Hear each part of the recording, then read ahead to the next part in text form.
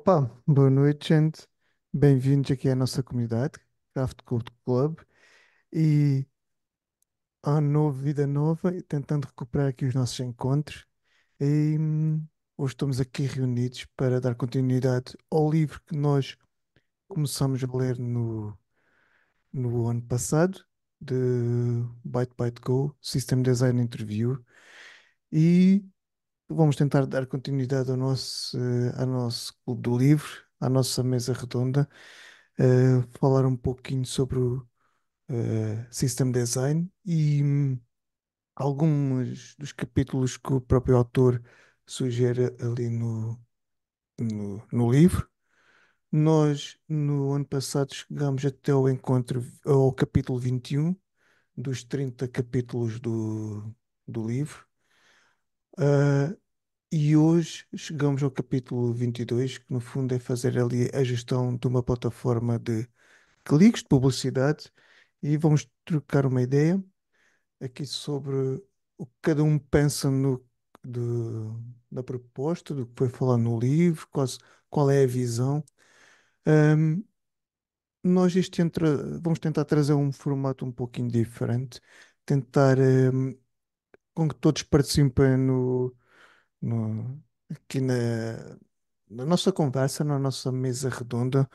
Vamos tentar, em vez de seguir cada ponto do livro, porque os tópicos estão a começar a ser um pouquinho mais densos, mais técnicos, mais específicos. Então, em vez de nós abordarmos ponto por ponto, nós acabamos por trocar durante a semana uma ideia ali na nossa comunidade, no Discord, e depois trazemos aqui para este encontro, a live ou aqui este encontro semanal, eh, os principais tópicos que nós queremos trocar ideias, discutir, perceber o que é que cada um interpretou, tirar dúvidas e tornar assim a nossa conversa mais mesa redonda, em vez daquele formato de tópico por tópico, obrigatoriedade de passar por assuntos provavelmente eh, nós achamos que se calhar não agrega tanto e tentar focar naqueles que mais agrega. Bom, isto para fundo daquilo que é o nosso encontro, do nosso formato, e falando também um pouquinho sobre a comunidade. Nós somos basicamente uma comunidade que tem uma presença no Discord, Craft Code Club. Eh, Aqui no ecrã temos o nosso canal do YouTube. Basicamente, todos os encontros que nós fazemos, nós gravamos e depois disponibilizamos no nosso canal do YouTube da comunidade, sem cortes, é mesmo startamos a gravação, trocamos uma ideia e é assim que é feito upload para o YouTube com as coisas menos, talvez que a gente diga asneiras ou não, mas é assim que vai e aprendemos todos juntos e vai na raça. Para além deste encontro, nós também temos outro encontro que nós agora neste novo formato vamos intercalar semana um tópico, outra semana outro tópico, que é o encontro de. Ainda falando um pouco da nossa playlist, esta é a nossa playlist dos encontros anteriores, que já fizemos sobre o Clube do Livro. Ahm, já temos 25 encontros. Alguns dos nossos encontros foram mais do que. Algum dos nossos capítulos foi mais do que o encontro, e é por isso que temos mais gravações do que capítulos. Ahm, para além disso, temos outro encontro que é para falar sobre algoritmos e estruturas de dados. Também já vamos com bastantes encontros, 26. Cada encontro nosso tem cerca ali 1 hora e meia, duas, às vezes três, mas aí é quando nós entusiasmamos com o tópico e vamos longe na conversa. Ahm, e então agora este ano, porque os assuntos em ambos os encontros estão a ficar bem mais densos e para conseguirmos ler o capítulo ou então preparar um pouquinho mais para o assunto de algoritmos e estruturas de dados, nós vamos fazer intercalados, ora, uma semana sobre System Design, outra semana sobre algoritmos e estruturas de dados. Mas se por alguma razão algum desses encontros, por exemplo, um capítulo for mais denso e haver necessidade de dois encontros, para nós não quebrarmos o ritmo, por exemplo, imaginamos que o capítulo 2 a gente splita em dois encontros, na próxima semana nós damos continuidade, só para não quebrar o ritmo e achamos que assim é melhor. Este encontro em concreto, nós queremos mesmo fazer dele mesmo uma mesa redonda. Cada um traga a opinião, troca de ideias, até porque estamos a falar de 30 capítulos, 30 capítulos com 30 problemas completamente diferentes, ainda que alguns absorva conhecimento de capítulos anteriores, dificilmente alguém consegue ter experiência em todos estes problemas. Se calhar, se alguém tiver ali experiência a resolver ou a trabalhar numa pequena fração de dois ou três problemas do capítulo, seria muito bom. Por isso, é bastante importante e seria útil nós trocarmos esta ideia para partilharmos o conhecimento uns com os outros. No fundo, essa é a principal ideia. E acho que é isto. Alguém quer acrescentar alguma coisa? Alguém quer acrescentar algum ponto sobre nós, sobre a comunidade, sobre o que vamos aqui falar? Ah, só reforçar, né, que é isso aí que você falou, né, Nelson? E pronto, para vocês que estão aqui, né, tipo, fiquem à vontade, né, ligar a câmera ou não ligar a câmera, falar, não se preocupe, a gente está aqui para trocar ideias mesmo, né, uma mesa redonda. E para quem, né, quem tiver, estiver aí eventualmente vendo pelo YouTube, né, fica à vontade também para mandar nos comentários aí, a gente vai responder, fica à vontade para seguir o link aí do Discord lá para a comunidade, lá a gente troca bastante ideia sobre a gente fala de system design e algoritmos, né, nos encontros aqui, mas na comunidade a gente fala de tudo, né? Fala de DevOps, né? Fala de GitHub Actions, fala OpenTelemetry, né, que é um papo que tá bastante, né, a gente está falando bastante lá também. Enfim, tudo que toca em engenharia, né? A, a gente tenta puxar lá. Mas isso aí. Só o Wilson acrescentar uma coisa. Para não comprometer ninguém e para nós não termos que cortar o vídeo, há alguma coisa que seja mais assuntos mais sensíveis da empresa ou isso, guarda para o final quando a gente parar a gravação, só para não comprometer ninguém e nós não termos que cortar. E aí a conversa flui tranquilamente e não temos que fazer corte. Um ponto muito importante. Né? É isso aí. E boa, boa. Bora lá.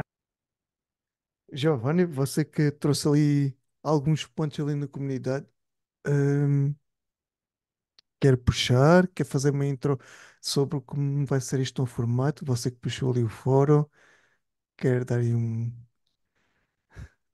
Ah, posso tentar. É, como você explicou, né, Nelson? A ideia é que a gente tenta ser um pouco mais interativo, mais uma mesa redonda mesmo, né? A gente estava passando linha por linha do capítulo, basicamente, nos encontros, né? E aí acabou ficando pesado para a gente fazer essa preparação antes do nosso encontro. E aí, na tentativa da gente mudar um pouco o formato e talvez trazer mais interação até para o Discord, né?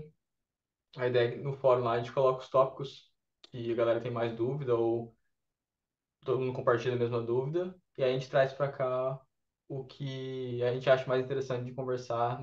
Eu não nem conversar do problema em si, talvez o capítulo foi entendido, não tem muito conversado sobre o capítulo, mas às vezes um ponto ou outro ali que trouxe, por exemplo, um dos tópicos que eu coloquei lá foi a parte de delivery, né, da exactly once, at least once, most once, são conceitos da arquitetura de eventos que é interessante saber, né? Então, às vezes a gente discute só ele em separado e também tenta associar ele ao capítulo também, mas a ideia é que a gente troca ideia e troca experiência e aprende junto sobre cada ponto. É claro, o foco é o capítulo, né? Para guiar a gente no assunto, mas a gente pode incorporar outros exemplos, outros casos de uso que entram nos tópicos ou nos conceitos que o capítulo traz, né? Como o time series database, o próprio MapReduce, né, que é usado em 1 milhão de coisas, né? Mas aí, talvez a gente começa perguntando se alguém teve uma dúvida do capítulo. O capítulo, basicamente, né, fala sobre gerenciamento de cliques, né? A gente está ali analisando cliques, basicamente, né? Não tem a parte de leilão, né? Não tem a parte de advertising mesmo, é mais a parte de coleta, né? De cliques. É quase um sistema de métricas, né? Foi daí também que eu estou junto com o Nelson, né? Só para mim é que cortou, gente? Ou também curta para vocês? Eu vi essa gama que deu Voltou, cortado voltou, também. voltou. Acho que Agora tem uma tá. cortada, Giovanni. Ah, foi mal. Onde eu parei? Eh, Quando você falou das métricas, no sistema de métricas, Ah, que boa. nós estávamos a trocar aquela ideia lá no Discord, acho que era que você ia puxar. Isso, isso. A hora que eu vi aí começou a falar de métricas, né? Que não era muito a parte de admin, né? De advertisement. Tipo, não tinha a parte de leilão, não tinha essas partes. Seria mais a parte de métricas, né? Só contar cliques. Só contar cliques, entre aspas, né? Mas a parte mais analítica, né? Da coisa. Me veio muito o time series na cabeça, direto. Mas o capítulo trouxe outras abordagens do Cassandra na escalabilidade, mas cara, que eu acho que ele abusa muito dessa carga super gigantesca e absurda nível Facebook e Google toda hora que às vezes até dá raiva, né? Porque foge tanto da realidade da maioria das pessoas que você fica, putz, vamos trazer um pouco mais para nossa realidade, talvez fica mais legal, né? A discussão. M- Mas é interessante você puxar esse assunto, Giovanni. Ok, encaixando ali quando você puxou Cassandra para a grande escala e a escolha do banco de dados. Eu achei interessante, ou achei, assim como você, porque é que ele falou no InfluxDB e ele não foi para o InfluxDB, seria um time series e que talvez agilizava um pouquinho as consultas. Isso até foi a discussão que a gente começou aqui off-topic, porque qual foi a escolha que ele foi para um Cassandra e não foi para um motor de base de dados que favorecia as consultas, no fundo.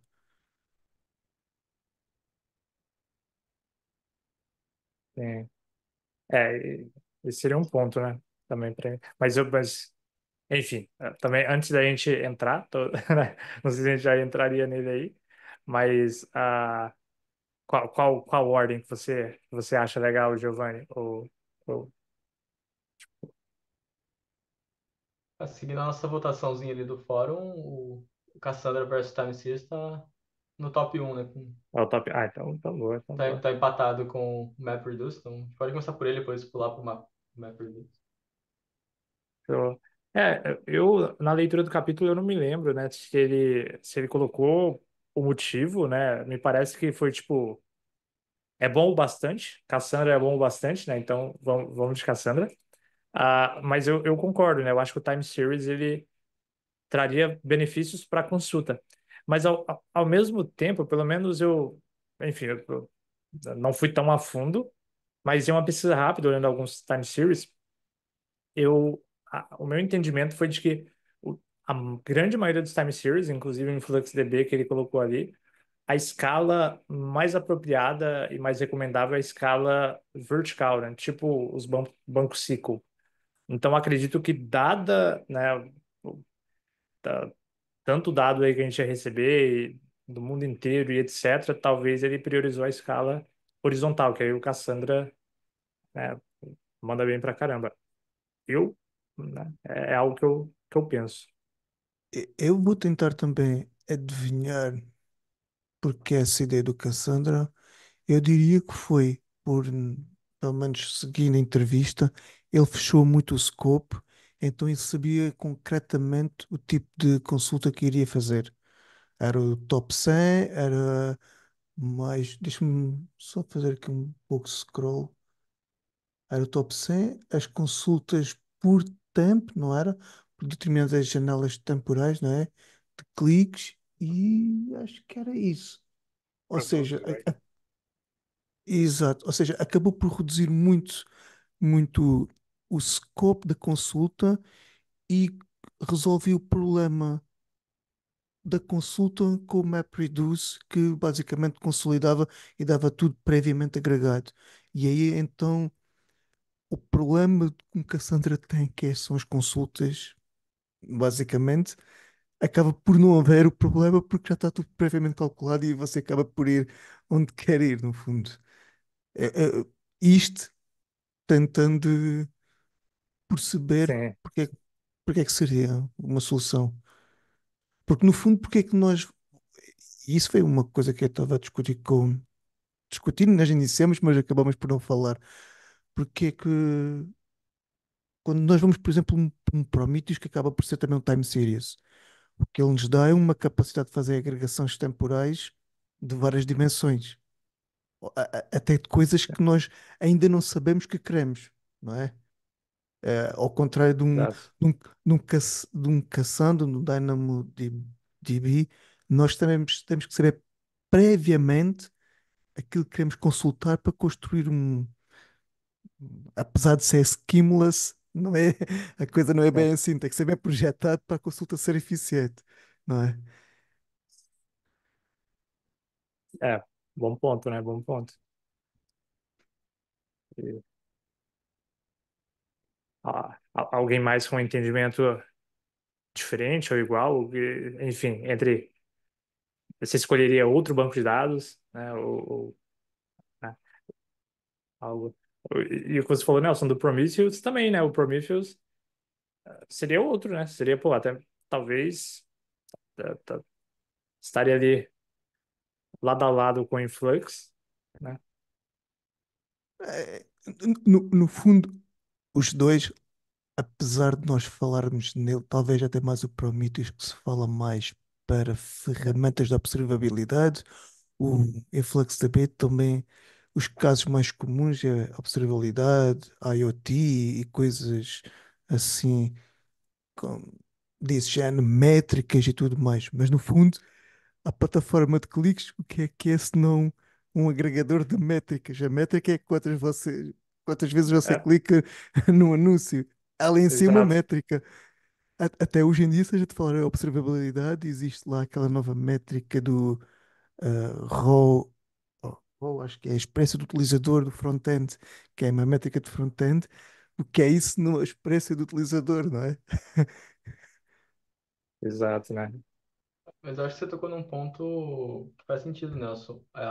Ele afunilou os casos de uso e determinou muito bem o que ele queria no resultado da query, né? Que a gente sabe que muito no SQL, quando você sabe isso, fica muito melhor, né? Tipo, o exemplo perfeito disso é o Dynamo, né? O DynamoDB, se você não souber como você quer fazer a query dos dados, dói depois, né? Tipo, vira uma dor de cabeça, né? Então, talvez por conta desse fato também, ele foi pro lado do Cassandra, pelo que o Wilson falou também, né?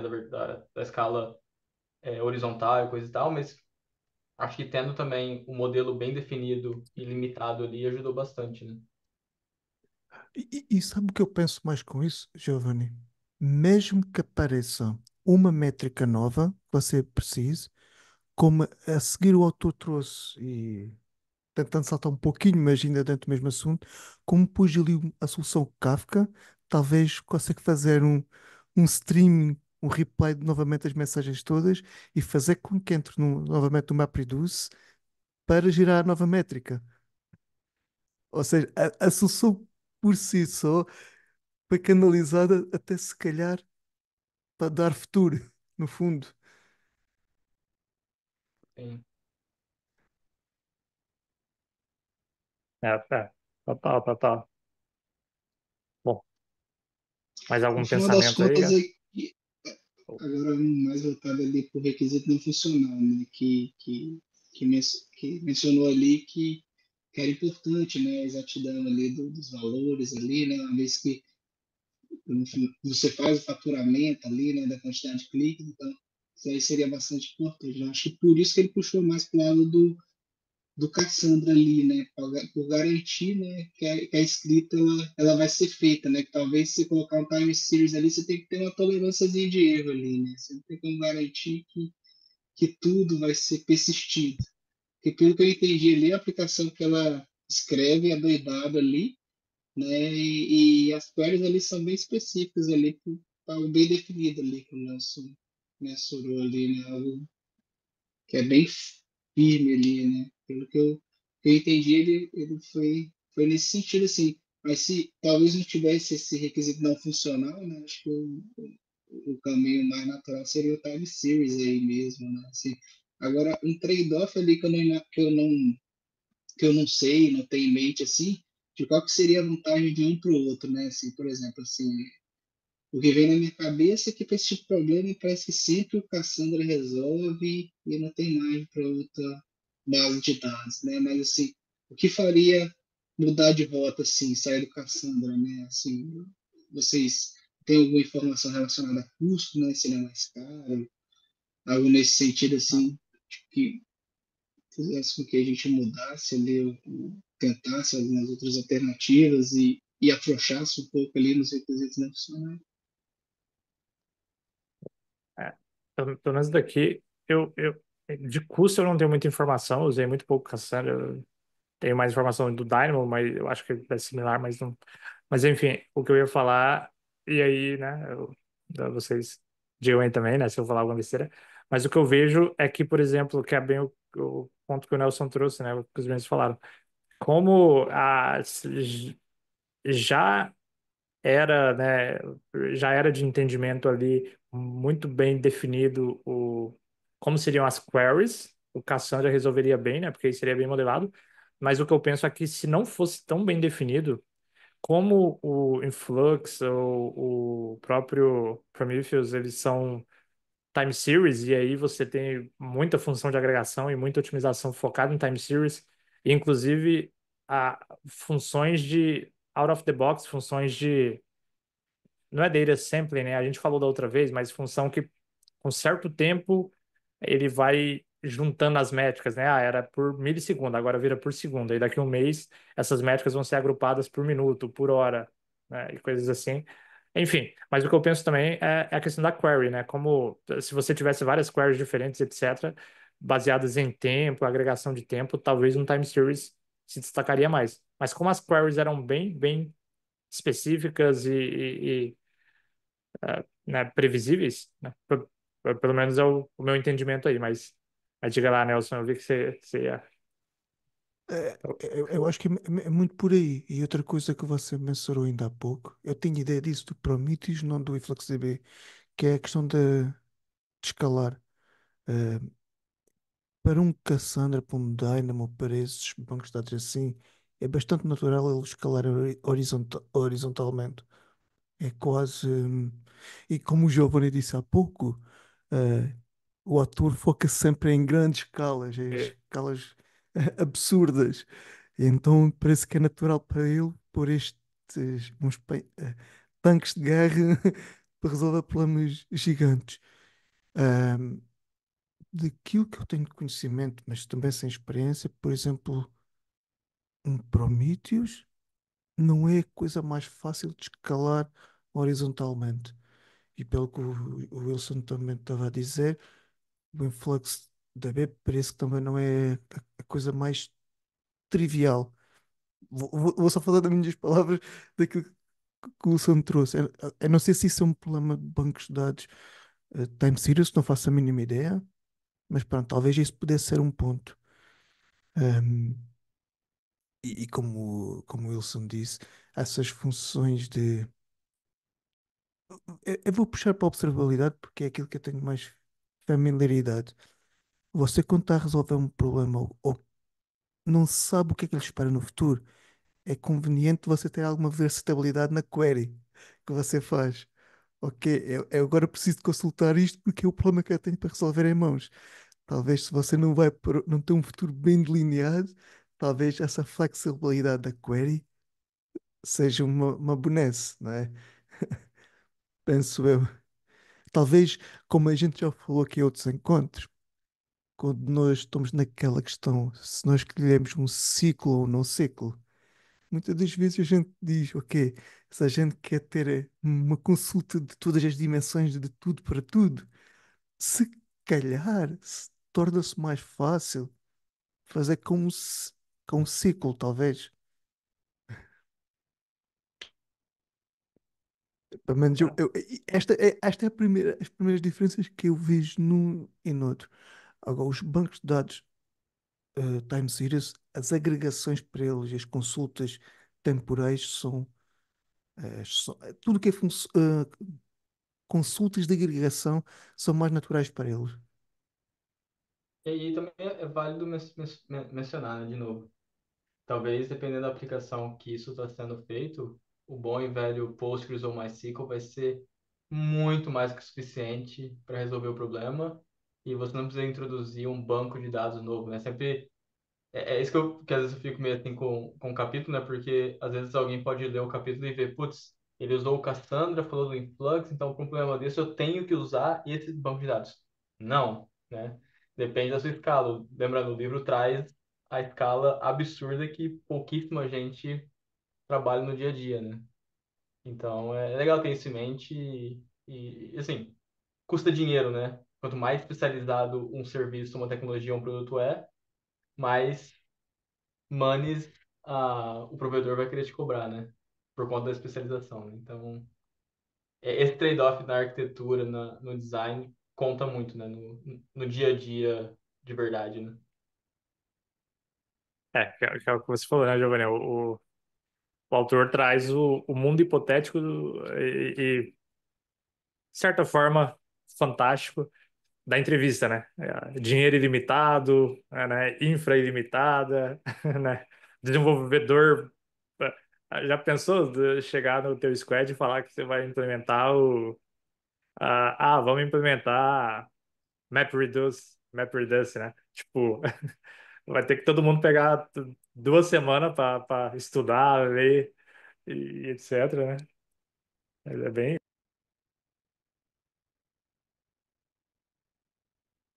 E no capítulo ali também ele falou outra coisa, pô, isso daí ficou bem, assim, respondeu minhas dúvidas aqui, né? E teve uma outra via aqui também que eu achei curioso aqui, que foi usar o S3. Vocês já usaram o S3 dessa forma? Um Bucket? Aquilo que eu vejo do S3, no propósito que ele traz ali, parece mais uma espécie de data lake. Ou seja, dá ali a Sim. informação, vou pôr ali que é para ela ficar estacionada a baixo custo. É pelo menos o que eu entendo daquela informação. Porque Na para real, consulta, o S3 seria uma boa opção se você, por exemplo, é extremamente raro que você vai ter que reprocessar os dados, né? E aí você acaba fazendo o dump do dado bruto no S3, põe lá num Glacier Tier, uma coisa da vida, e esquece que ele existe, né? O storage vai ser muito barato. Por outro lado, se você precisar é, recuperar esses dados e processar eles, vai ser uma dorzinha, né? Você vai ter que provavelmente, dependendo do tier lá da AWS, por exemplo, você tem que esperar até 24 horas, né, para você conseguir acesso ao dado, né? E tem isso, mas tem o trade-off, né? No caso aqui, ele foi para um lado, ele tendeu para um lado onde ele quis deixar fácil do dado bruto ser reprocessado, né? Então, foi por isso que ele deixou o dado bruto também dentro do Cassandra, né? Pelo que eu concluí, mas o S3 seria uma coisa mais, assim, você não mexe, né? Você precisa como um backup, mas vai ficar lá e raramente você vai querer mexer nele, né? Boa. Ele falou aqui usando o Columnar Data Format.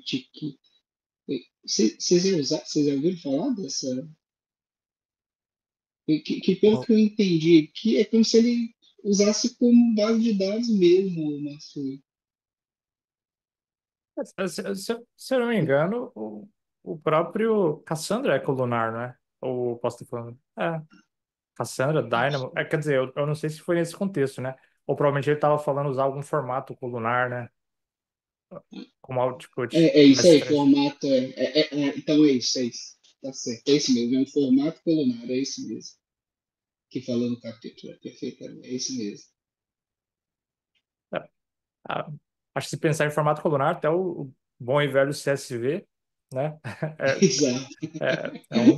É um formato colunar, né? Já resolve, né? A galera faz, né? Pô, protocolo sofisticado. Não, boa. Eu tinha, na verdade, que eu tinha uma falha de entendimento aqui, mas é o que o Massuya falou mesmo, né? Só o formato mesmo que seria colunar, que a gente conseguiria colocar lá dentro das três, né, no documento. Eu penso que isso. E eu penso que até, eventualmente, numa entrevista ou no dia a dia, né? Até certa parte do capítulo. Se, que é o que você falou, né, Giovanni? Se você não pensar em reprocessar e nem pensar no lance de reconciliação, que a gente provavelmente vai tocar em algum momento aqui, eu jogaria por um, né, por um S3. Eu não vou gastar o Cassandra lá, né, para não rever, Exato. para não. Pergunta-me para você, Giovanni, que tem mais experiência aí com o Cassandra. Com o Cassandra não, Tenho com o não. Giovanni, Kafka. Com o Kafka. Se a ideia seria reprocessar, porque não deixar no próprio Kafka e fazer store dele no Cassandra? Então, e isso é uma coisa interessante. Eu tava. Não sei se vocês estão acompanhando os vídeos do Paul Vernon no canal dele, que está sendo meio, meio polêmico, pelo menos na minha opinião. Acho que ele não está Padrão, sabendo explicar muito o contexto. Ele está fazendo de propósito para dar assunto, sei lá. Mas enfim, no último dos últimos vídeos dele, ele estava falando exatamente nesse ponto, né? Tipo, do Kafka ser usado para retenção infinita. E o que ele falou tá certo, tipo, o Kafka não foi, ele tem essa capacidade, mas não foi feito para isso, né? Ele foi feito para ser uma persistência durável, mas não para sempre, né? Você pode usar ele para ser infinito, não tem problema, né? Mas as soluções Kafka geralmente são muito caras para você usar ele para isso, né? Tanto é que é por isso que você tem soluções de Event Store, né? Dedicadas a ter de fato um storage de eventos, né? Mas, tem de novo, pode ser usado, mas originalmente não foi para isso que foi feito, né? Então, talvez por conta de custo e talvez manutenção aí, talvez não seja a melhor coisa. A não ser que você fale assim, eu vou manter meus dados ali, sei lá, por 3 meses, 6 meses, e acima disso pode ir embora, não tem problema. Aí, beleza, talvez usar o tópico Kafka seja legal, mas para um sistema mais robusto assim, eu acho que o Kafka não deveria ser usado para retenção infinita, sabe? Dessa forma. bom ponto. Então, depois que eu vi o vídeo, eu falei, puta, faz total sentido, né? E, e alinha muito bem com o que eu já mexi com o Kafka, que, tipo, as coisas estão lá, mas sem se perder não tem problema, né? Aqui tem problema, né, no contexto desse capítulo. Então, eu tô mudando um pouco a minha opinião do Kafka ser mais no sentido durável, mas não persistência infinita, né? Fixa, que nunca vai embora. E- Então, ali a persistência dele, em vez de nós pensarmos nessa estratégia infinita ou durável, seria mais esta é a time frame mínima para não perder dados, a partir daqui eu aceito perder. Uhum. Uma solução também que acho que. Tá me ouvindo? Ótimo, perfeitamente, Tá. André. Uma solução que acho que também seria interessante é o MongoDB, né?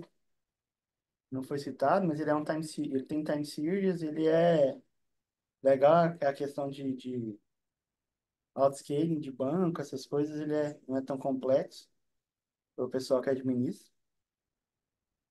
Seria uma solução até em conta e bem legal também. Boa, boa. Mas o MongoDB permite consultas time series, mas ele não é time series, correto? Ele é document, correto?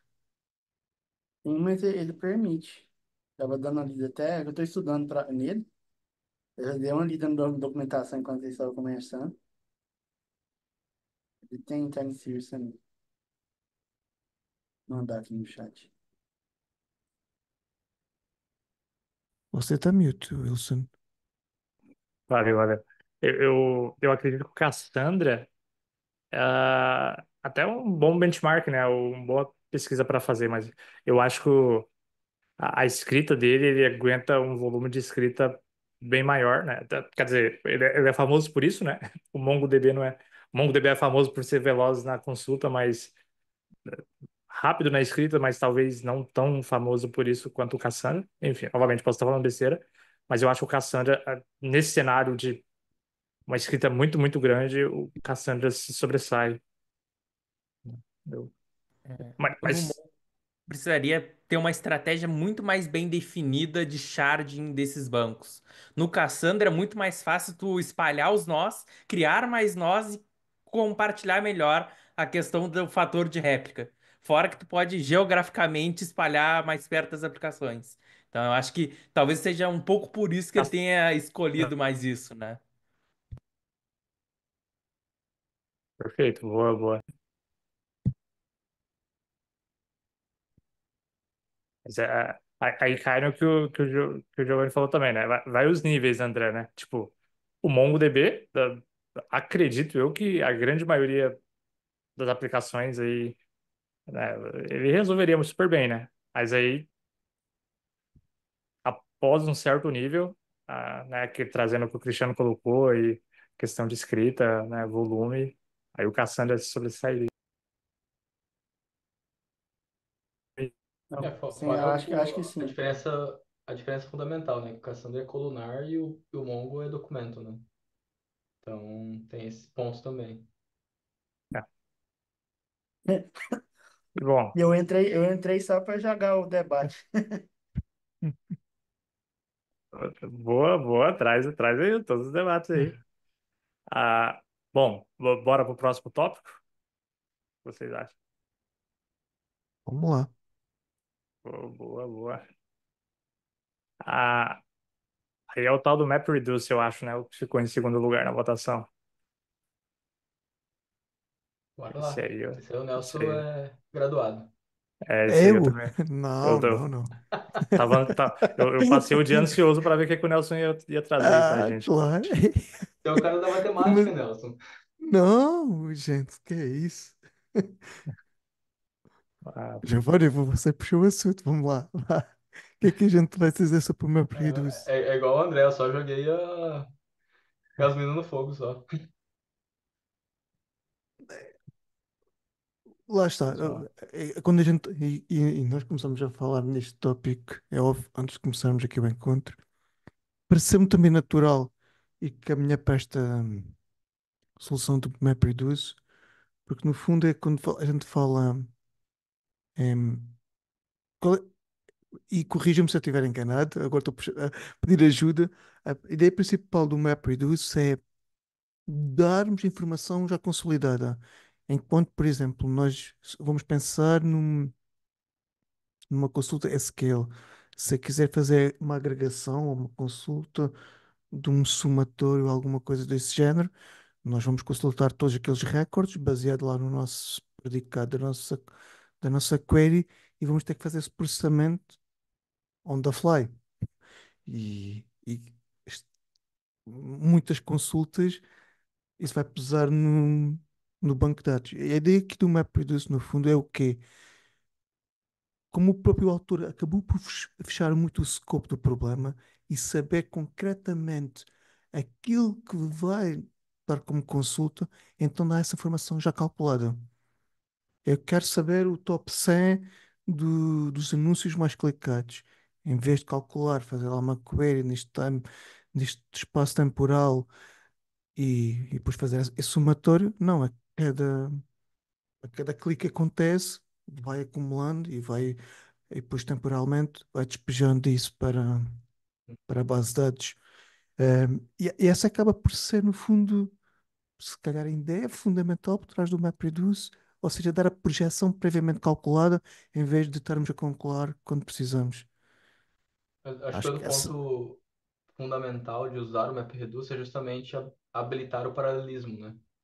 Yeah. Porque justamente você está quebrando em nós separados, porque é um problema que pode ser quebrado, né? Você está agrupando é, certos usuários em cada nó, então você faz um ranking individual por nó, e depois você pega o top 1 de cada nó e você consegue fazer um ranking no final, né? Que é mais ou menos como ele passou no capítulo ali. Mas acho que é um ponto fundamental do MapReduce também de lembrar que é o paralelismo, né? Ele habilita essa parte, né? Isso é É, bem lembrado. O problema tem que ser é. possível fragmentar. Ah, tá. Exato. Se você puder, Nelson, rolar um pouquinho para baixo aí no Scaling. Mais um pouquinho. Opa! Aí, Nossa, né, aí sim. né, o, o lance do MapReduce é o que vocês falaram, né? O que o Giovanni trouxe também, né? Primeiramente, tem que ser um problema que você consegue quebrar em subprocessamentos independentes, né? E aí você consegue ter no meu entendimento, né? E enfim, é algo que eu até separei uns materiais para rever nos próximos dias. O meu entendimento é que o map, na verdade, né, ele vai acabar recebendo ali os dados, né, vai entrar ali os dados e entrando esses dados, o map ele faz como se fosse uma hash table ou qualquer algoritmo de distribuição, né, onde você consegue ter de certa forma ah, ah, enfim, você tem algo ali que é certo, né? Dois, se entrar outro dois, vai sempre para o mesmo lugar. Fazendo essa distribuição, você consegue ter vários nós independentes que vão processar. E Determinístico, esse processamento talvez. pode ser já agregação, né? Exato. E aí, por fim, esses nós que processaram vão colocar, né, levar tudo pro nó responsável por fazer a redução de volta para né, um pacote de dados, um fluxo de dados, né? Ou etc. Bom, sendo bem simplista, né? Mas digam aí né? Talvez confunda mais, O- mas se o pessoal lembra do Merge Sort, que a gente conversou no, no encontro de algoritmo há um tempo atrás, ele tenta fazer, assim, de novo, não é igual, talvez confunda mais do que deveria, mas lá você quebra tudo e depois você agrega, né? Então, a ideia é mais ou menos a mesma, de forma muito grosseira, mas ele é um problema quebrável, né? E aqui também você tem que dar um jeito dele ser também quebrável e paralisado, né? De uma forma que não afete o seu resultado final, né?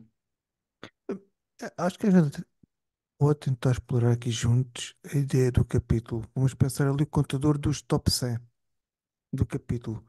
E, e nós não temos 100 anúncios, nós temos milhares de anúncios. Então, X grupos de anúncios já era calculado num node, outro, outro grupo noutro node, outro grupo noutro node e por aí vai. Cada node era responsável por calcular ali, talvez, de forma determinística, de X a XID, por exemplo. Aí já fazia o processamento do cálculo de quantos cliques é que tinha cada node. Posteriormente, se calhar esses nodes passava para a frente, o meu top 100 é este, agora o Redux que está à frente calcula de todos os nodes que calculou o seu próprio top 100, então determina o top 100 final, por exemplo. Acaba por ser, se calhar, um pouquinho essa ideia. Isto no sentido de agregar hum, mais cliques. Aí seria, Exato. os agregados aí seriam os anúncios, o Nelson. Na verdade, Eh, seria o serviço de agregação, um nó fazendo o trabalho de agregação, né? Porque vai Hum. chegar um monte, tipo, vai chegar um monte de clique, né? Número de clique, aí ele tem que ir fazer, esses 3 cliques foram no anúncio um, então deixa eu ir agregando no anúncio um, né? Mas exato, né? Cada pode ser um anúncio, dependendo do seu anúncio, mas igual o Giovanni colocou ali, né? A, aquele primeiro cara, ele pode tratar os 3 primeiros anúncios e o segundo Claro, não os três primeiros, né? Desculpa, mas alguma função de hash ou algo que faça essa distribuição, né? Que pode ser, né, o que a divisão por 3 dá um, o que a divisão por 3 dá 2, o que a divisão por 3 dá 3 e assim por diante. Entendi. O resto da E- divisão, na Aí no, verdade. Eu acho que o ponto importante aqui é a gente entender o conceito, porque depois dessa distribuição como é feita, depende do problema. Se aqui estamos a falar de um top 100, a técnica é uma. E não quer dizer, pelo menos daquilo que eu me recordo, que aqui os nós de agregação seja formado só por um. Exemplo, a gente pode ter agregações e depois passar por um novelo a seguir que faz uma agregação ah, em que o input seja o output das agregações anteriores, por exemplo. Ahm, eu acho que o conceito que nós temos de ter na mente é, como o Wilson disse, a divisão do problema e depois no final o conceito dos nós de reduce, acho que é este o termo, é então agora vou acumular o meu resultado final. É ele que vai ter, no fundo, o output dele vai ser o resultado final, no fundo, que vai absorver o input dos outputs dos nós de agregação, no fundo. Exato, exato, né? E se for ver, tipo, que é até um negócio que o autor traz, né? A, os agregados estão fazendo o trabalho de reduce, né? Eles estão reduzindo, né? Aquele monte de cliques, reduzindo para agregados em anúncios, né? E aí o próximo reduce vai fazer outro reduce em cima daquilo que já foi reduzido, né? Que é até o que ele traz, né? Não é um map aggregate reduce, é um map reduce reduce. E como você colocou, Nelson, a gente pode plugar outros reducers ali dentro, né? Que é um ponto que ele traz na escala, né? Quando um desses serviços de agregação fica muito demandado, né? Além da capacidade, daria para fazer algum mecanismo de ele trigar um outro fluxo de map redux dentro dele, né? Aí ele starta outras instâncias para ajudar ele. E até a É, própria função de agregação pode mudar, né? Aqui a gente está, no exemplo aqui Ah, desenhado, a gente está agregando por ID do anúncio, né? Mas poderia é, ser por país, poderia ser por algum outro, e, uma outra segmentação aleatória. e esse é um ponto que eu queria trazer, Giovanni, bem puxado, que é o. Imagine uma outra coisa, qualquer outro problema que era país, em que realmente os anúncios podiam estar num país ou no outro. Uma possível técnica era aqui o map, fazer o split, ok, deste país vai para um lado, outro país vai para o outro, e depois aqui o reduce o que fazia era o somatório que neste node este país teve X cliques, aquele país teve outros cliques, ele faz a somatório. A, a- a ideia, Uhum, a ideia seria, ok, então eu posso dividir o problema? Posso. Como é que eu posso dividir o problema? Desta forma. O reduce é, uhum, no fundo, agregar os outputs dos aggregates e transformar no uhum, resultado final. Isto sim, basicamente é um pipeline de dados, não é? total. Uma coisa que tá. foi que eu até coloquei no Discord, que eu fiquei meio em dúvida, tipo, o exemplo que ele trouxe para exemplificar como funciona foi exatamente o que está desenhado, né? Tipo, vamos supor que a gente quer pegar o top 3 anúncios mais clicados, né? Você poderia ter uma divisão aqui, e cada agregador retorna o top um e aí o Reduce ali na frente junta e pega só os top 3, né? Já agregado. Mas o que eu fiquei em dúvida, eu entendi que ele está fazendo, até mencionou que ele usou a Priority Queue, por exemplo, é uma forma de você implementar isso, né? Você mantém o Priority Queue em cada agregado e também no Reduce, para poder eliminar os que são além do que do top K, né, que você quer. Mas eu fiquei pensando como que exatamente ficou a parte de contar dentro de uma janela de tempo, né? Tipo, o aggregate, ele vai recebendo e armazenando num buffer ou aumentando uma lista que seja, e a hora que dá um minuto, ele cria outra e vai andando. Vocês pegaram mais ou menos a ideia de como que ficou essa parte? Para ser bem sincero, não. É, Mas vamos lá. esse, Vamos lá, É, eu tô com a minha agenda aqui na cola. Tolerância, o framework MapReduce gerencia falhas de nós de processamento automaticamente. retribuindo tarefas a outros nós disponíveis. Isso garante continuidade do processamento, mesmo em caso de falha de hardware. Acho que mais ou menos ele reduz e tem um controle de erro, né? Nessa redução que ele faz de cada nó de processamento.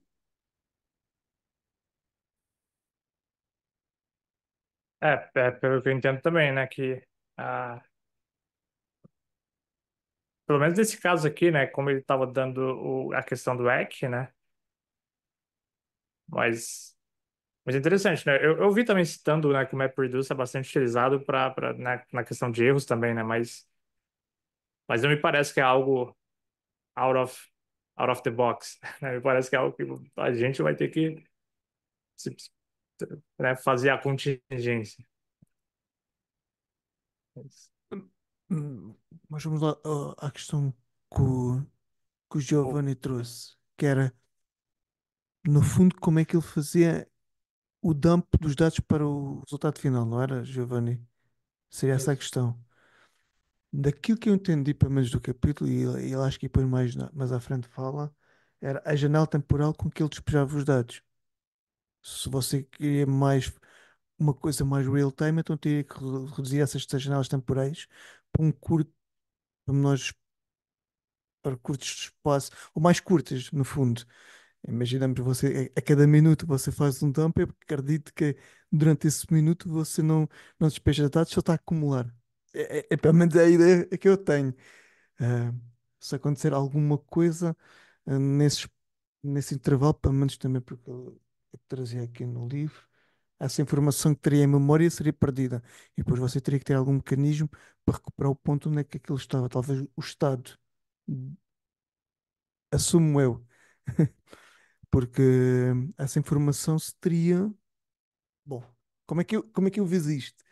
Você está a está a calcular cliques de um anúncio, toda essa informação está em memória da solução MapReduce.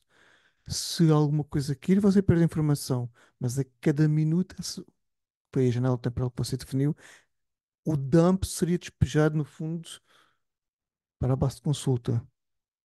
Se você quer uma maior accuracy ou mais real time, teria que reduzir essa informação. Pelo menos, não sei se estou a responder à pergunta, senão, Giovanni, daquilo que eu percebi. Eu entendo a teoria, mas eu tô com dificuldade de imaginar uma implementação, entendeu? Na prática. Mas a gente não precisa tentar resolver, não, só pra gente exercitar a mente como seria, mas É. a ideia eu tenho na cabeça. É mais, tipo, como de fato fazer, né? Que eu fiquei pensando. Sim, um bom ponto.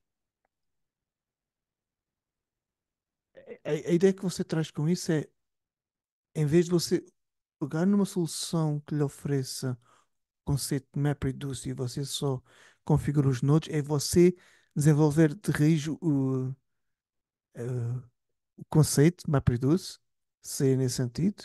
Não, não, é a janela de agregação dentro de cada aggregate, né? Como faria? Tipo, agrega no minuto ou expande um pouco para considerar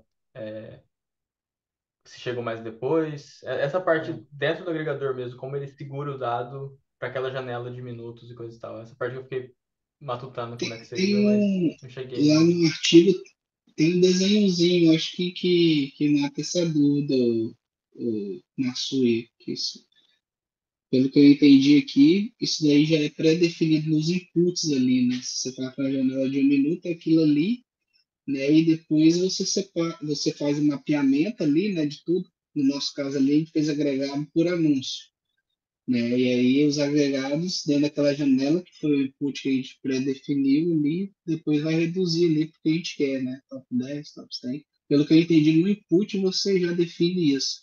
Você não faz isso no meio do caminho, né? Você faz ali naquela primeira Aprendi. setinha antes de Uhum. chegar no map. E aparentemente na solução que ele trouxe não é tempo real, né? A gente está lendo um log que já chegou depois de um tempo, Exato, né? exato. É, É para trás, né? Tem um desenhozinho aí, Eu vou botar aqui no. Eu vou tirar o printzinho e vou colocar aí no Explorer, só para ver se é isso, se é nesse sentido aqui que eu estou. Eu acho que estou a entender a pergunta agora do Giovanni. No fundo é como é que são feitos esses buckets temporais, não é, Giovanni? Isso, exato. Ba- ba- Baixa um pouquinho aí. Hum. Seria essa redução, então. Seria essa. Tá vendo? Ele pegou os último minuto, né? Já definiu isso no input, né? E aí, a partir daí que ele entrou no MapReduce. Ele meio que olha. Eu não sei se eu entendi o que o Giovanni quis dizer, né? Eu acho que isso aqui, eu acho que a gente já tinha conversado É, sobre. é, Seria nesse sentido, Márcio? eu acho que o problema que o Giovanni está a falar, por exemplo, se a gente levar para a cotação da bolsa de uma moeda, de um par, euro-dólar, por exemplo, você quer saber a cotação disto no período de um ano ou no período de um minuto. No fundo, é esses buckets que a acumulação Entendi. do preço que está variado naquele momento, quando fecha aquele espaço temporal, quanto é que foi naquele momento. E o que o Giovanni está a dizer é quantos cliques é que o anúncio teve neste minuto da hora, a hora tal, ao minuto tal, ao segundo tal, por exemplo, não é? É quantos, naquelas janelas temporais, quantos cliques é que ele acumulou no fundo. Ahm, eu acho que o principal, o problema Que ali isso aí fica seria um mais. agregado, né? No final das contas, É, né? e acho que a pergunta do Giovanni é: e como é que isso é feito em memória? Quando passar o Exato, timestamp, se ele entendi. passa para o próximo, como é que ele faz a divisão? Eu acho que o Entendi, principal, eu acho que o problema ali principal que o capítulo traz é o facto dele, por dificuldade acrescida de, passado de uma hora, pode receber cliques que foram recebidos anteriormente. Como é que você volta atrás no tempo e vai encaixar esses cliques no tempo, não é? Se você descarta a fim do X período ou não. E aqui vou fazer as palavras do autor. Não há bala de prata ou não há solução perfeita para isso. É, vai ter que ter E, uma ele, tolerância, né? eu confesso que aí, gente, aí eu pelo menos desisti de tentar perceber, porque ele depois deu ali umas janelas de compensação, ali se aceita quando recebe time frames que passaram alguns segundos ou não, mas confesso que aí já deixei de perceber a solução. Né? Ele trouxe a questão do watermarks, né? Você coloca algumas margens de segurança, né? E aí mesmo, tipo, a, mesmo um segundo de, sei lá, 20 segundos, né? Aí você faz o watermark como você quer e você, antes de você despachar aquela agregação naquele minuto, você fica por 20 segundos recebendo ainda, né? Recebendo os cliques. E eventualmente você vai receber um cara atrasado, né? E aí você agrega de volta naquele minuto passado antes de começar já a calcular o próximo minuto, né? E aí daqui a pouco você solta, né? Ou, ou também algo que simplifica um pouco é o lance da slide window, tipo, pelo menos para fazer, né? Porque você não precisa de intervalos temporais passados, pelo menos o que o meu entendimento é que não, né? Você precisa do intervalo temporal dos últimos 10 minutos ou dos últimos N minutos, né? Então você consegue, igual a gente fazia lá Rate no Rate. limit. Exato, exato, né? Você vai trazendo e arrancando os antigos e andando com a janelinha, né? Rolando ela para frente. E aí, uma E coisa tu, que isso implica na solução é que o input ele tem que estar ordenado por tempo, né? Tipo, você não Verdade. pode... Assim, se é um stream de dados, obviamente que ele vai chegar, por definição, já ordenado, né? Pode ocorrer atrasos, né? Chegar fora de ordem, coisa e tal, mas vai existir uma janela de tolerância que, tipo, chegou depois disso, já era, né? Mas isso também implica, se você está lendo uma lista de arquivos de log, por exemplo, né, que às vezes foi logado, necessariamente você vai ter que ler isso minimamente de forma ordenada, como esses eventos chegaram anteriormente, né? Porque senão, se você lê randomicamente, né? Você lê, sei lá, o primeiro, depois o quinto, depois o oitavo e coisa e tal, vai virar bagunça e você nunca vai ter uma janela consistente, né? Então, eu não sei se ele mencionou isso no livro em algum lugar, mas meu entendimento é que implica-se que você está lendo de forma ordenada, né? Sim, sim. Na slide window, principalmente, né? Tipo, ou você está indo de forma ordenada, ou você aceitou o trade-off de certo nível de inconsistência, né? Com certeza, né? A janela. Enfim, ele até citou, né? Um ótimo candidato aí para o próximo livro também, que é o Desenvolvendo Sistemas de Dados Intensivos, né? Developing Data Intensive Applications. Que lá o autor fala, né, dos 4 tipos de janela e traz os trade-offs, até um dos materiais que eu separei para ver depois, né? Isso, né? Design Data Intensive Applications, aí, ó. Esse aí vai 2 anos de Clube do Livro, né? A gente ter ele. Hum. É, realmente. Tem suas boas quase 600 páginas. É, isso aí a gente vai ter que lapidar bem nossa skill de time boxing, né? É, É, mas, eu confesso, e puxando aqui no mesmo assunto, o que é aceitável? E isto encaixa ali com um tópico que eu acho que o Giovanni falou no Discord. Qual é a imagem de erro aceitável? No fundo, se algo vê muito depois, nós temos que aceitar, ok, já foi o tempo de ter chegado, daqui para a frente, não tem como. Ahm, e confesso que fiquei surpreendido com o ênfase que o autor dá, eh, com o nível de accuracy que tem que ter os dados. Eu entendo que sim, porque estamos a falar de como é que as pessoas que fazem campanhas fazem gestões de custo e tudo mais, mas esse pensei que seria um pouquinho mais flexível.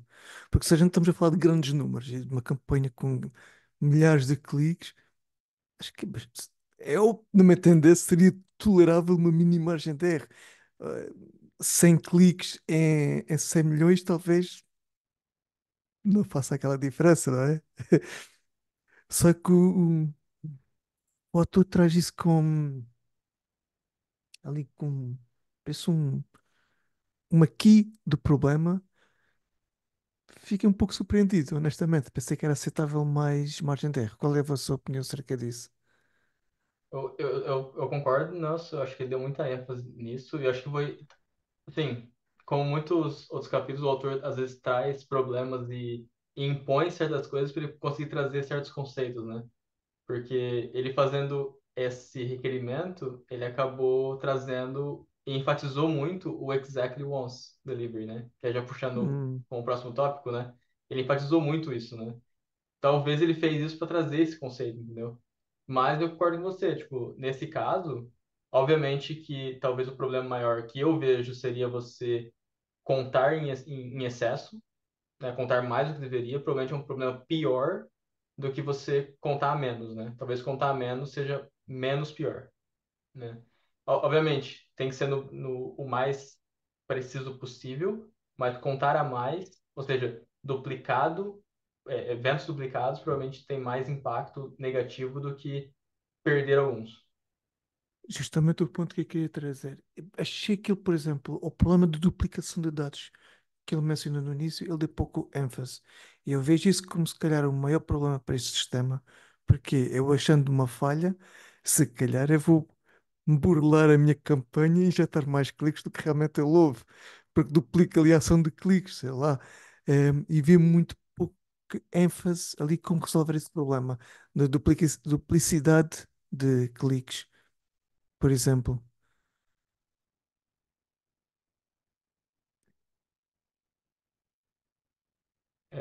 Vai cortar a meeting? ah, Não sei. eu acredito que não. Eu acredito que ele vai marcar, ele tá marcando o time, mas eu acho que é só porque eu coloquei como sendo 1 hora e meia, mas eu acredito que não vai Ah, cortar, não. Mas qualquer coisa, se alguém, quem estiver vendo aí no YouTube, se do nada né, sumir, né, acabar o meeting, é porque o Zoom cortou na 1 hora e meia, né? Mas pra gente que Você tá está aqui, a trans... gente volta, né? Ok. Aí você está a transmitir para o YouTube? Ah, não, não, né, nem tô transmitindo.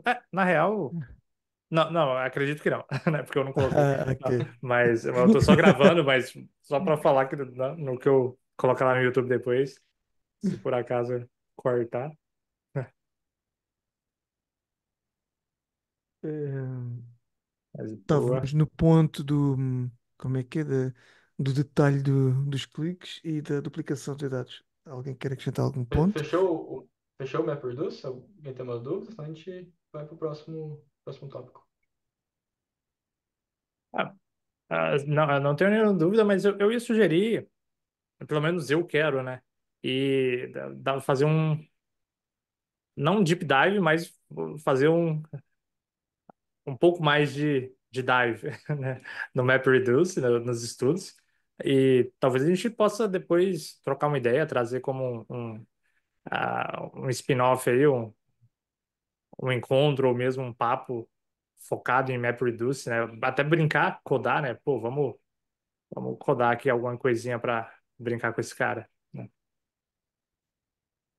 Boa, boa. Vamos fazer assim.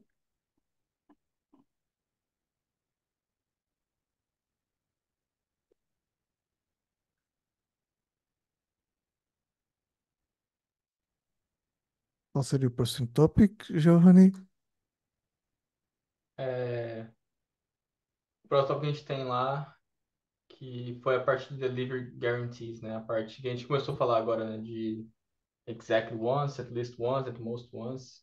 São conceitos que, assim, na arquitetura de eventos, né? Na arquitetura distribuída, eu acho que faz muita diferença na complexidade que você aplica no seu design, né? Porque se você precisa de exactly once, é absolutamente necessário, é muito difícil você conseguir, né?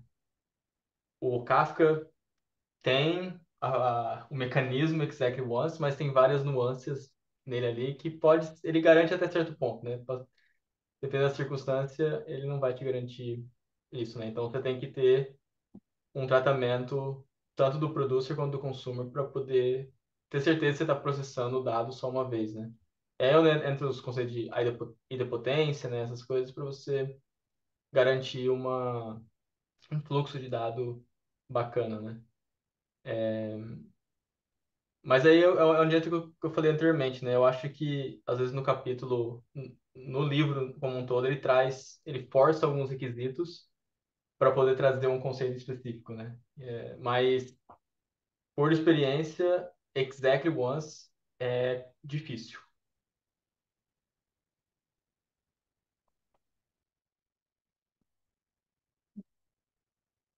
Boa, Não sei se alguém boa. teve Ah, experiência simples com exactly once ou com os outros mecanismos de delivery. A gente pode, talvez, explorar cada um deles um pouquinho, mas manda aí.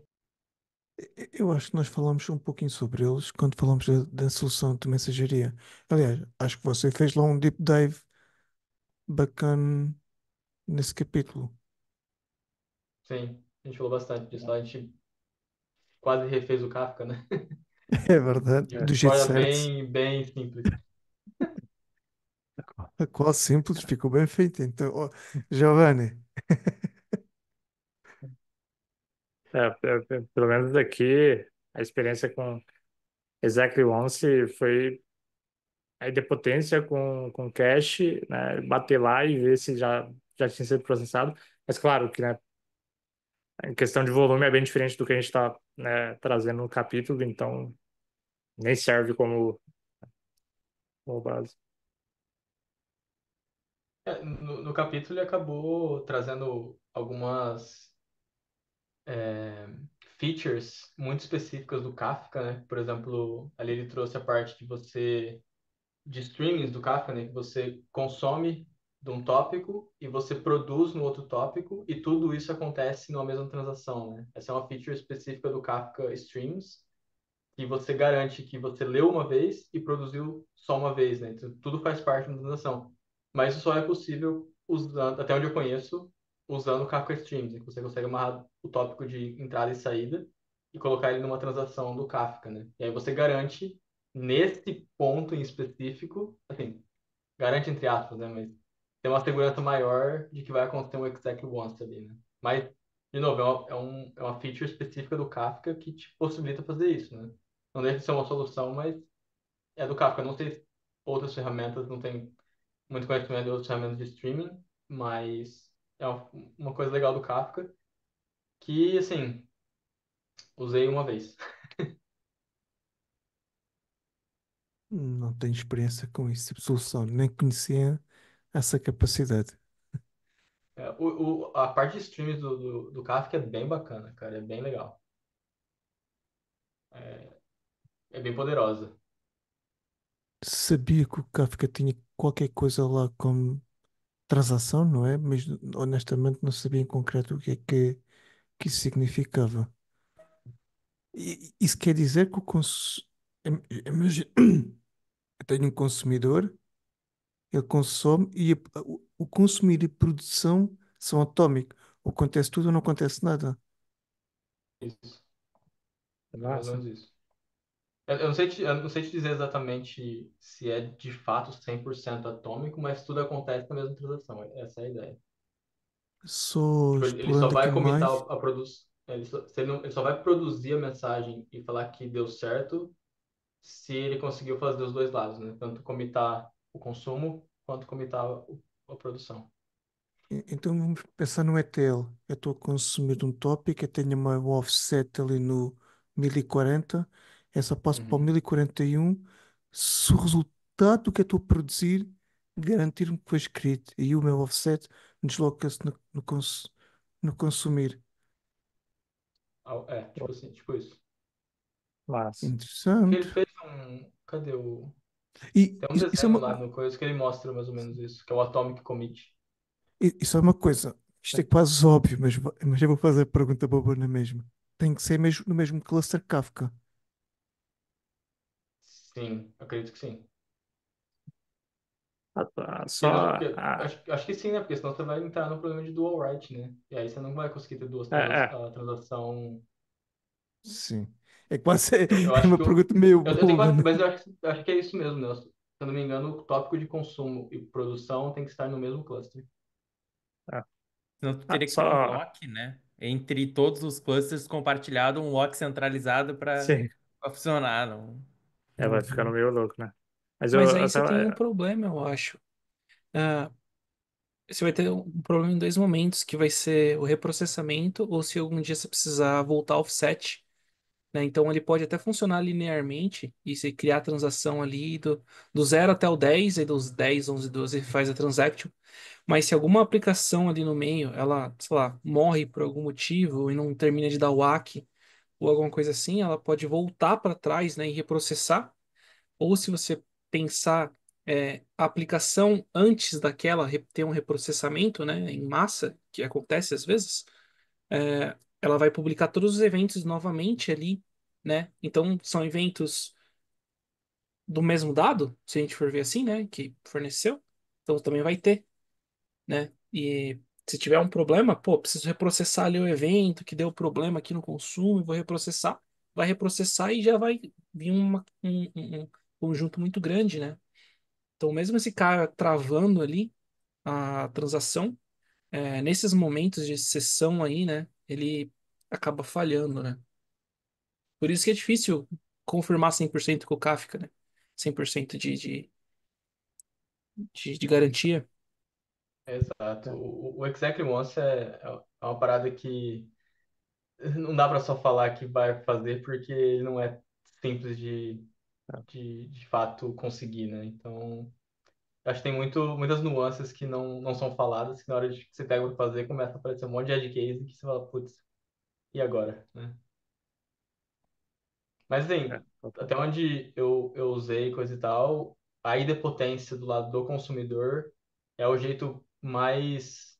É relativamente fácil, não falando que é de fato fácil, mas é o jeito mais fácil de você garantir que você está consumindo só uma vez, né? Você consumiu, você marca de alguma forma que você já consumiu aquela mensagem. Se vier de novo, você ignora, né? Mas isso implica que você vai ter que ter um ID na mensagem, que ela sempre fica com o mesmo ID. Tem todo um processo do todo, né? Que tem que se comprometer a esse design, a esse modelo para você conseguir ter isso, né? Mas a idempotência eu acho que é um ponto muito chave desse cara e não se aplica só ao Kafka ou a mensagem, né? Se aplica ao webhooks, por exemplo, né? Por exemplo, você está recebendo um webhook de um pagamento do Stripe. Você não quer processar uma coisa duas vezes, né? Que foi paga duas vezes, né? Ou somar duas faturas iguais, né? E coisa e tal. Então, acho que a idempotência talvez é a chave da parada aqui, mas aí como chegar nela e como implementar, aí é outros 500, né? Exato.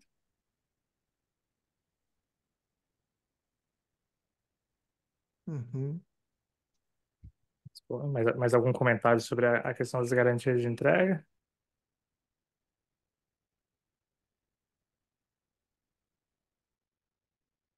Acho que deste assunto, acho que estamos. Boa. E só, né, o que vocês acham de a, a gente faz meio que um time boxing, tipo, igual a gente acabou passando apenas por três, né? Ou já que é cinco aí, bora fechar. Eu falo mais porque também o Ricardo, Nicolas aí, Xande, né? Talvez também a galera gostaria de trazer algum tópico pro off fora da gravação, né? Então, vocês que mandam. Eu acho que dá para, se calhar, mais 20 minutinhos, nós conseguimos fechar aqui o assunto. O que é que vocês acham? Boa. Pra mim funciona. Pra mim tá show. Ah, dúvidas nos requisitos funcionais. Foi você que puxou este tópico? Você puxou isso do Discord, Wilson? Não, só se foi eu. Foi eu que puxei. Ah, você puxou, esse foi só um exemplo de tópico. Então, Assim, pelo menos ótimo. da minha parte não é real. Mas se alguém teve uma dúvida, por favor, traz aí. Boa. Então, Raw Data versus Aggregate Data. Quer trazer aí, Giovanni? Esse não foi eu, não. Esse foi eu Quem... que coloquei, mas foi até um ponto que a gente trouxe agora há pouco, né, que eu queria falar, né, que é aquela questão de tanto ali os trade-offs que ele traz, né, pô, as vantagens de guardar os dados agregados ou né, os dados brutos, né, dependendo do que for, né, dependendo de qual for ali os use cases, né, o tipo de query, o tanto de consistência, né. Eu vejo inúmeros cenários onde talvez não precisaria dos dados brutos, né? Claro, esse aqui é um cenário que com certeza precisaria. E os pontos também que a gente acabou já tocando, né? Que o Matheus trouxe, né? Porque para mim, até o ponto onde ele falou de talvez reprocessar, e aí até o Kafka já poderia resolver, né? E o ponto que ele falou de conciliação que eu falei, entendi então por que que ele tá persistindo aqui, né? Porque o meu primeiro design, até o Cristiano trouxe, né? O meu primeiro design eu realmente agregava os dados, né? Jogava no database de query ali, né? Mas eu não estava guardando os dados brutos, né? Eu tentei fazer um primeiro design lendo só os requirements, sem muito além, né? Mas eu, enfim, queria trazer essa discussão aí, né? Quando vocês acham que vale a pena guardar os dois, quando vale a pena guardar só um, se E- vocês guardariam diferente. Eu acho que isso encaixa com o que nós falamos lá no início. Duas razões para nós guardarmos os dados brutos é se no futuro nós quisermos mais métricas, termos forma de desenvolver lá a nossa solução no Hadoop, ou seja o que for, e aqueles dados raw serão novamente ingeridos e gerar a nova métrica. Hum, e a segunda coisa, e aí o autor fala no capítulo, é a descoberta de um problema numa das métricas. Há uma função de acumulação, foi mal calculada, descobre-se tempo depois, e isso é plausível de corrigir, tem que ser corrigido. Como guardaria? E aí ia para a ideia que o Giovanni, e acho que não me recordo quem trouxe, que é armazenar num S3, lá com a esperança que nunca tenha que ser utilizado para gastar pouco e se houver o problema, estamos a falar do problema que é catástrofe, então assume-se o risco e o custo e reprocessa-se tudo do, de um S3 porque é muito barato fazer storage nele. Eu acho que essa no fundo seria a razão. Eu acho que vai bem na natureza do problema mesmo, né? Tipo, aqui no caso do capítulo, existe uma relação direta dos cliques com o custo, né? Ou quanto vai ser cobrado. Então, meio que você guardar o dado bruto de como você chegou na agregação é meio que uma forma de você auditar ou ter mais detalhado num futuro se você precisar por questões financeiras, né? Então, na natureza desse problema, onde tem um mapeamento direto entre cliques e dinheiro, meio que leva você a provavelmente ter uma segurança de ter o dado bruto para uma futura reconciliação e coisa e tal, mas talvez você fale, ó, o nosso dado bruto ele vale por 5 anos, né? Igual o nota fiscal no Brasil, né?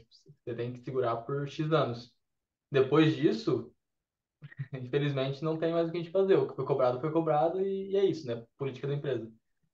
Mas, por exemplo, se a gente está falando de métricas, tipo, o observabilidade, por exemplo, ela trabalha num momento, num padrão mais fire and forget, né? Então, tipo, manda a métrica, chegou bem, se não chegou, paciência, a gente trabalha no melhor esforço ali, no best effort, né? Então, tipo, depende muito da natureza. Então, de novo, aqui o dinheiro tá bem claro, né? Que esse dado é usado para cobrar, né? De certa forma. Então, talvez é interessante manter por um certo tempo pela natureza do problema. Mas é sempre bom entender se de fato precisa, né? Porque custa monies.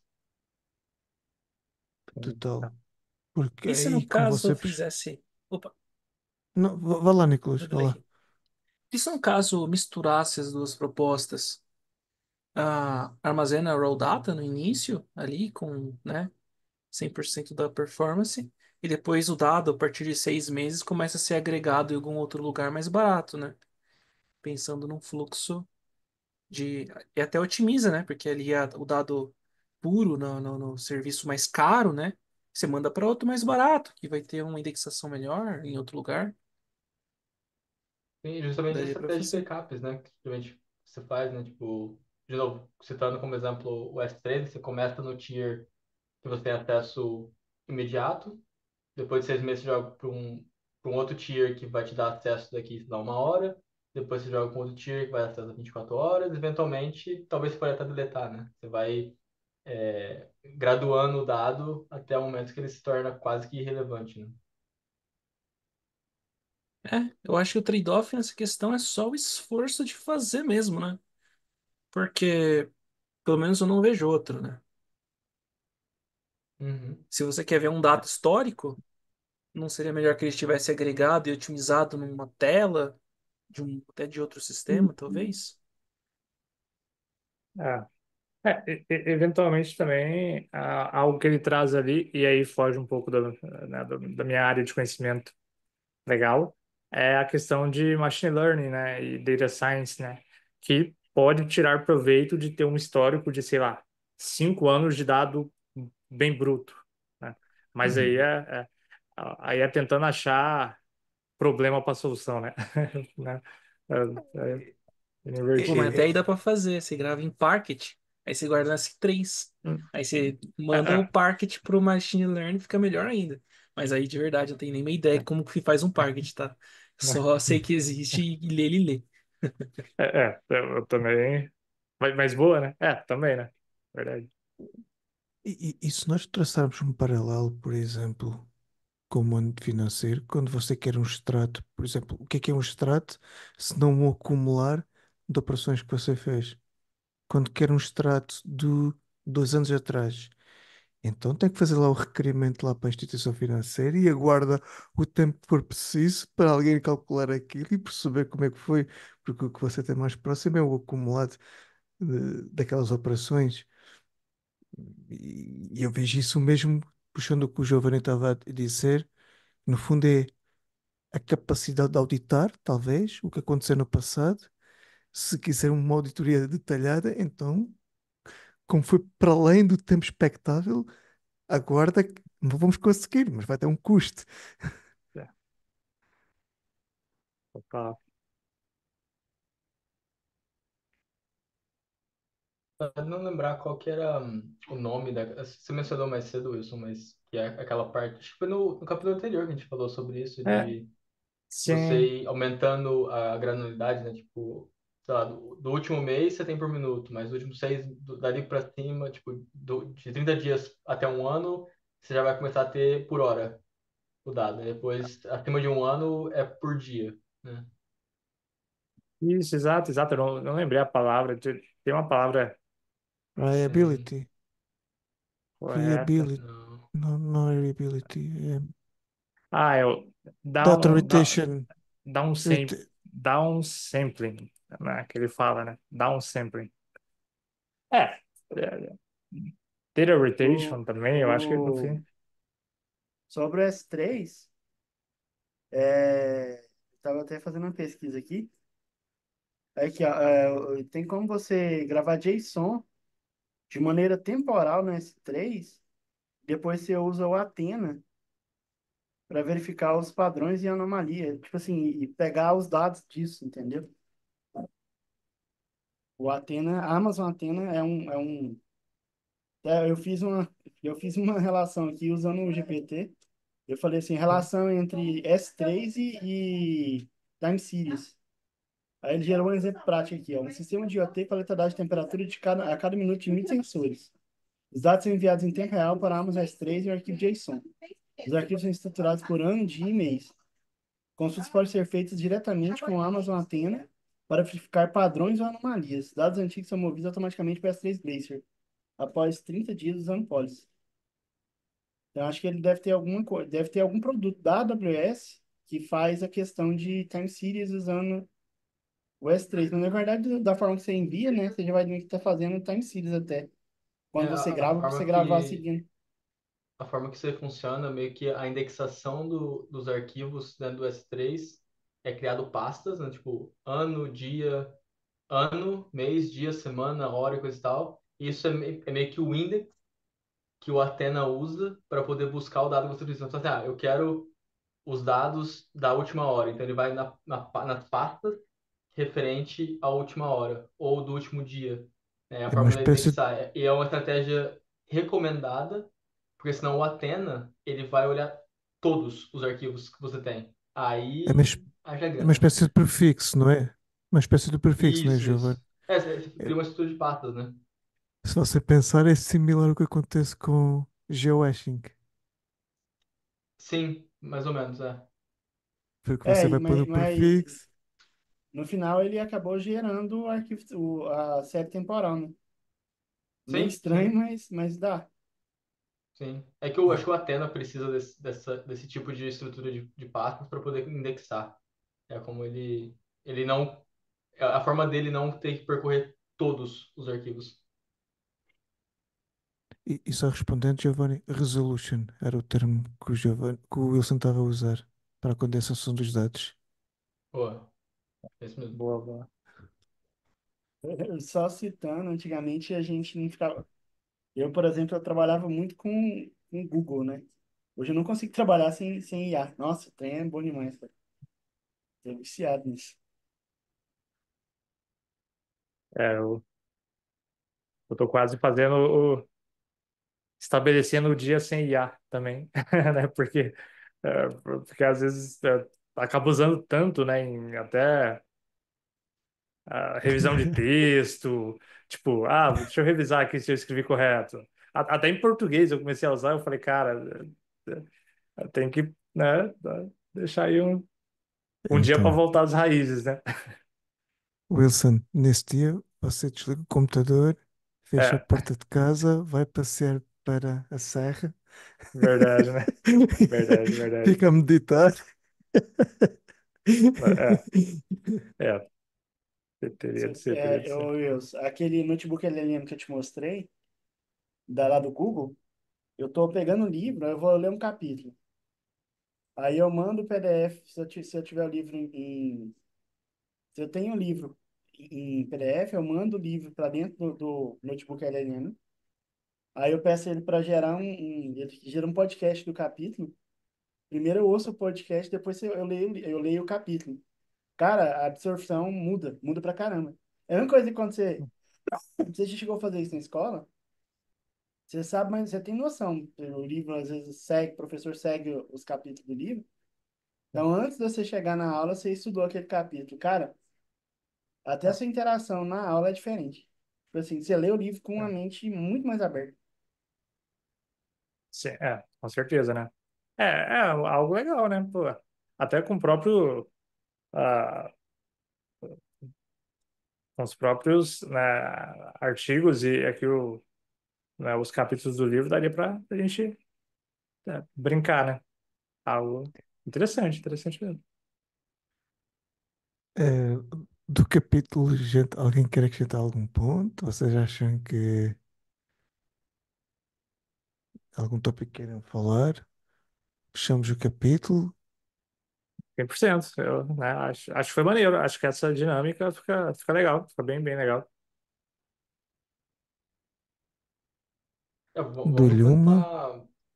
Vamos tentar para os próximos a gente fomentar mais o fórum ali, ter mais tópicos, mais coisas para Sim, discutir. A gente já chega com um conteúdo mais curado. E eu acho que o formato funcionou até que legal, né? sim.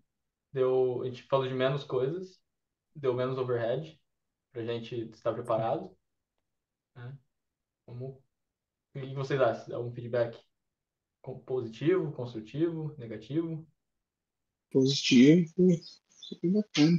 Já tava bom, melhorou ainda mais, né? Gostei, curti bastante.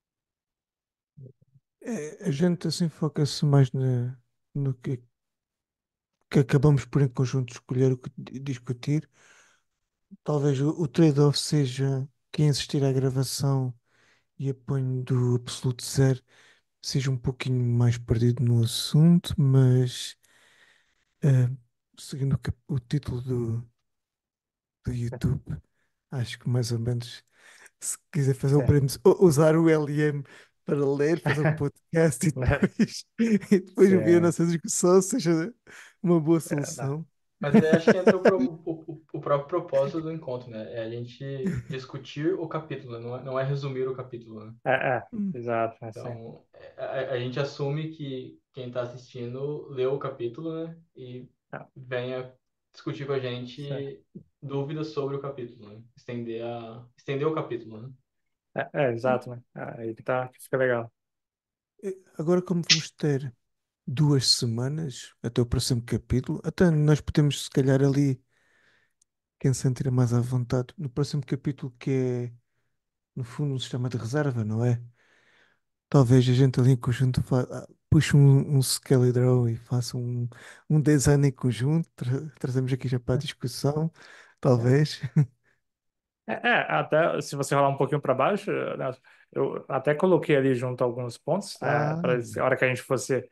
Eu acho que a gente também pode aproveitar, né, até como você falou, né, o pessoal, aquele desenho ali que eu tava fazendo enquanto a gente estava conversando, até porque o Matheus falou do Data Store e tal, né, a gente pode ir rabiscando também, né, em alguns pontos, né, para trazer. Mas também é o que você falou, às vezes a gente pode trazer já o diagrama meio que, né? Mas também o objetivo do Giovanni, né? Eu acho que era diminuir o overhead, e eu acho que aí a gente vê. Se a gente conseguir, bom. Se não conseguir também, tá tranquilo. O jeito que foi aqui foi massa. Então, né? A gente pode tentar achar um jeito de deixar aberta a sessão ou deixar uma forma colaborativa dos diagramas. Ou a gente vai eu colando acho, screenshot no próprio fórum também. eu acho que no momento aqui fazer-se, a menos que nós, pelo menos na versão Né? free, só consigo ter uma sessão de cada vez. Eu acho. Consegue Mas esse- exportar ele, qualquer coisa, o arquivo .scaledraw e colocar lá. É mais boa, de boa. Sim, boa, boa. verdade. Opa. Bom, acho que isso, né, galera? E depois do meeting aí, que a gente vai descobrir também se o Zoom AI ele gera resumo do meeting, que seria bem maneiro se ele gerar, né? Ia ser massa, já para a gente postar em algum, né? E outro ponto também, enfim, off-topic também, né? Mas tentarei separar aí no final de semana um tempo para dar uma atenção pro nosso domínio lá, que tá, tá meio só a logo da Azure lá falando que tem um domínio ali, mas não tem nada, né? Aí a gente tenta brincar um pouquinho no final de semana aí, se vocês estiverem tranquilos. Quem estiver. Nossa, nossa. Wilson, você tem, tem muito tempo no fim de semana. É, é, é a vontade, pelo menos, né? Tipo, vontades a E, gente tem várias, né, no final de semana. Agora vamos ver o que e, que. e depois diz assim: tem que arranjar um dia sem IA. Como? É, exato, né? Não, pelo menos o site, vamos preparado, todo mundo com cursor AI ali, todo mundo Parece estar com o treinado. Cristiano. Então, é exato, né? Pô, foi o vídeo do Cristiano mesmo que animou aí a galera para usar o cursor, porque, É. pô, sensacional. Caraca, aquele, Eu, aquele curso do Cristiano salvou. Eu virei adepto, agora tô nele. Tô trazendo o mal pro pessoal, pô. Que isso? É, nossa, O isso aí, vício. né? manda Tem o mal vídeo pros aí, não. manda, eu entrei Pô, ontem, muito anteontem, legal. eu assinei. Opa, o cursor, pô, aí já. Então eu assinei Eu também. assinei também. Eu assinei a partir do vídeo eu passei a usar, fiquei uma semana lá, fiquei no trial lá e quando venceu eu falei, ih, rapaz, tô sentindo falta. Aí assinei. Ah, opa, boa, valeu, Cristiano. Independente. Compartilha e bota até no vídeo aí para quem chegar aqui também já, né? Já fazer o link. Mas boa, acho que a gente bora encerrar, né? Que a gente já tá começando os off-topics. Boa. Bora. Já agora, acho que não Né? custa nada. Bora. Sim, pô.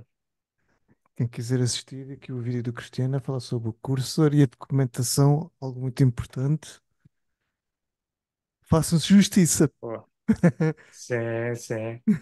Pô, maneiro. Ah, e- Quer fechar o Tinha que ser. encerramento ou Wilson? Tá, pô, pode ser sim, né? Bora. Quer parar o compartilhamento? Que aí a gente fica em tela cheia, fica legal para todo mundo se despedir aí, né? Mas bom, para quem veio aí, né, quem está assistindo pelo YouTube, chegou até aqui, valeu demais, né? Vai lá para a comunidade, bora trocar ideia ali, né?